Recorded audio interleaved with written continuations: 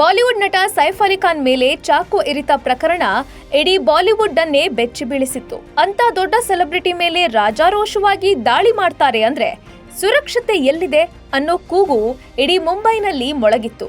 ಸೈಫ್ ಕೂಡ ತಮ್ಮ ಪ್ರಾಣಕ್ಕೆ ಕಂಟಕ ಇರೋ ವಿಷಯ ತಿಳಿದು ಕುಗ್ಗಿ ಹೋಗಿದ್ರು. ತಾನ್ ಹೇಗಪ್ಪ ಸೇಫ್ ಆಗಿರೋದು ಅಂತ ಚಿಂತೆಗೊಳಗಾಗಿದ್ರು.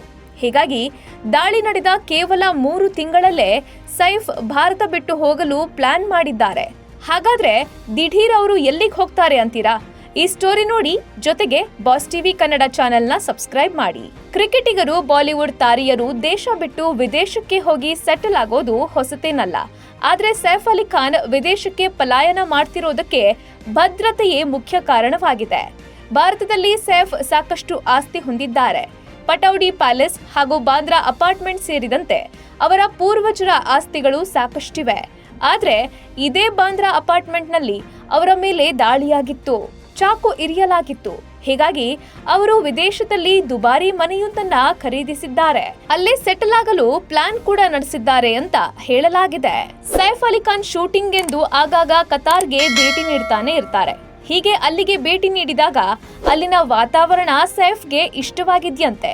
ಅಲ್ಲಿನ ಸುರಕ್ಷತೆ ಹಾಗೂ ಐಷಾರಾಮಿ ಜೀವನ ಅವರನ್ನ ಸೆಳೆದಿದ್ಯಂತೆ. ಹೀಗಾಗಿಯೇ Saif ಕತಾರ್ನ Saint Regis ಮಾರ್ಸಾ Arabian island ನಲ್ಲಿ ಐಷಾರಾಮಿ ಮನೆಯನ್ನ ಖರೀದಿಸಿದ್ದಾರೆ. ಅದೊಂದು ದ್ವೀಪ ಪ್ರದೇಶವಾಗಿರೋದ್ರಿಂದ ಅಲ್ಲಿನ ಭದ್ರತೆ ಹಾಗೂ ಹೂಡಿಕೆಯನ್ನ ಗಮನದಲ್ಲಿಟ್ಕೊಂಡು ಸೈಫ್ ಈ ನಿರ್ಧಾರಕ್ಕೆ ಬಂದಿದ್ದಾರೆ. ಜೊತೆಗೆ ಮತ್ತೊಮ್ಮೆ ದಾಳಿಯ ಬೆದರಿಕೆ ಬಂದ್ರೆ ಅಥವಾ ತಮ್ಮ ಬಿಡುವಿನ ಸಮಯದಲ್ಲಿ ಇದೇ ದ್ವೀಪ ಪ್ರದೇಶದಲ್ಲಿ ಕಾಲ ಕಳೆಯಲು ಸೈಫ್ ಸ್ಕೆಚ್ ಹಾಕಿದ್ದಾರೆ.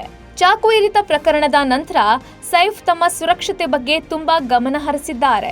ದೇಶದಲ್ಲಿ ವಿಪತ್ತು ಬಂದ್ರೆ ವಿದೇಶಕ್ಕೆ ತೆರಳಿ ಸೆಟಲ್ ಆಗಲು ಪ್ಲಾನ್ ಕೂಡ ಮಾಡಿದ್ದಾರೆ. ಸದ್ಯ ಅವರು ಶೂಟಿಂಗ್ ನಲ್ಲಿ ಬ್ಯುಸಿಯಾಗಿದ್ದು, ಅವರ ಜುವೆಲ್ ಥೀಫ್ ಸಿನಿಮಾ ಏಪ್ರಿಲ್ 25ರಂದು ಬಿಡುಗಡೆಗೆ ಸಿದ್ಧವಾಗಿದೆ.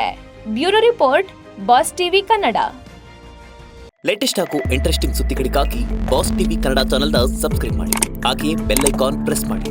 ಇದರ ಜೊತೆಗೆ ಫೇಸ್ಬುಕ್, ಇನ್ಸ್ಟಾಗ್ರಾಮ್, ಎಕ್ಸ್ ನಲ್ಲೂ ಮಿಸ್ ಮಾಡದೆ ಫಾಲೋ ಮಾಡಿ.